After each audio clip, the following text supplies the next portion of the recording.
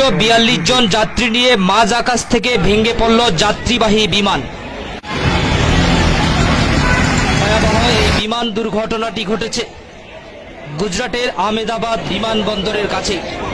প্রাথমিক সূত্রে জানা যাচ্ছে এই বিমানে অন্ততপক্ষে 242 জন যাত্রী ছিলেন। ইতিমধ্যে ঘটনাস্থলে বেশ কয়েকটি দমকলের ইঞ্জিন পৌঁছেছে।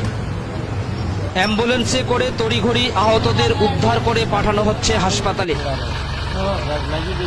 বিমানটি আহমেদাবাদ থেকে লন্ডনের দিকে যাচ্ছিল বলে প্রাথমিকভাবে জানা গিয়েছে। সংবাদ সংস্থা ANI জানিয়েছে ওই বিমানে 242 জন যাত্রী ছিলেন। যুদ্ধকালীন তৎপরতায় চলছে উদ্ধার কাজ। আবারও জানাচ্ছি এই মুহূর্তের সবচেয়ে বড় খবর, গুজরাটের আহমেদাবাদ বিমানবন্দরের কাছে ভেঙে পড়ল যাত্রীবাহী বিমান। মৃত্যু হয়েছে অনেকের।